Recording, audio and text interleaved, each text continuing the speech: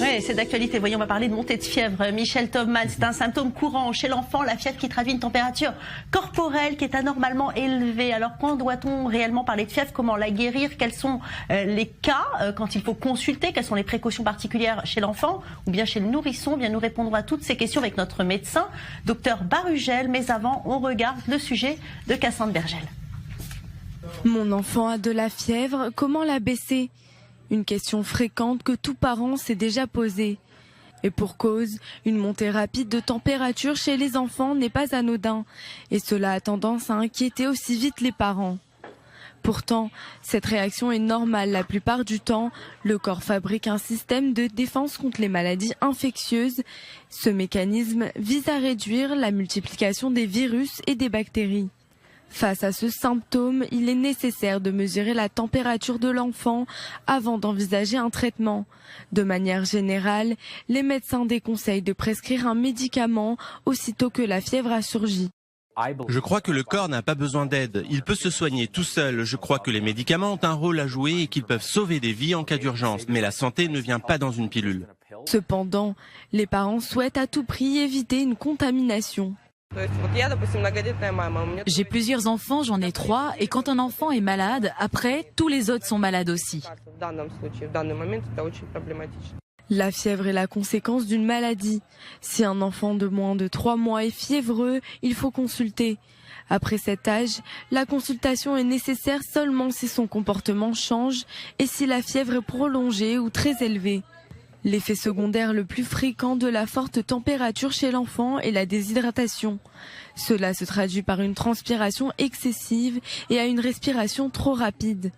L'enfant en dessous d'1 an peut également être sujet à des convulsions fébriles. Toutefois, ces dernières sont souvent plus impressionnantes que graves. Et pour parler de cette fièvre qui nous fait passer de nombreuses nuits blanches, à nous les mamans, eh bien j'accueille docteur Barugel. Bonjour.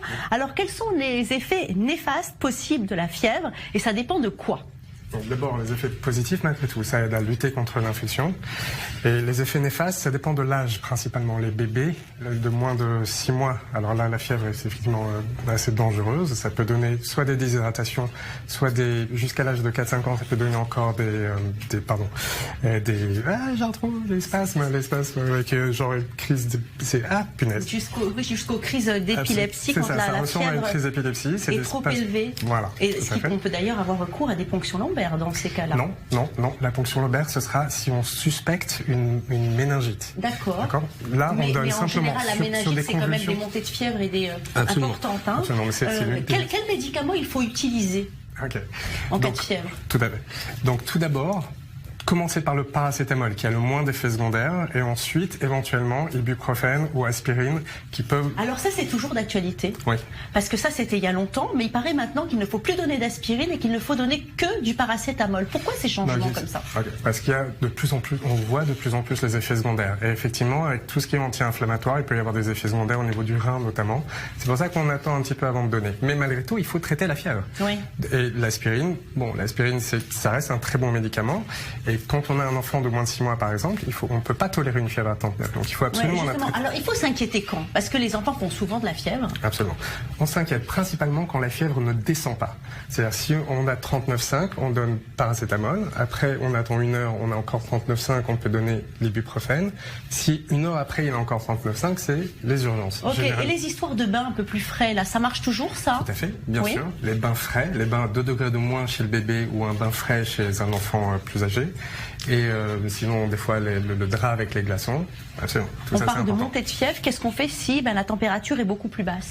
La première des choses, c'est de vérifier que la température basse est réelle, parce que généralement, il y a une vasoconstriction au niveau de la peau qui peut donner l'impression d'avoir une température plus basse. Donc, il faut prendre la température en rectal.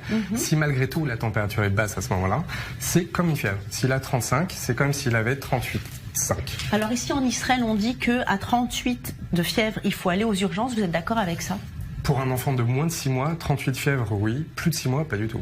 C'est plus de 6 mois, on a le temps. On a le temps de voir venir et de voir... Justement, la seule chose, c'est est-ce que la fièvre descend ou elle descend pas. Si elle descend pas, on vérifie. Parce qu'il y a beaucoup de panique autour de la fièvre quand même, ici en Israël. Il faut se méfier. Moi, je me rappelle, j'avais une patiente de 90 ans dans une maison de retraite. Elle est partie en une demi-heure sur une fièvre. Une demi-heure. Donc ça reste important chez des gens qui sont fragilisés. D'accord, merci beaucoup docteur Barugel.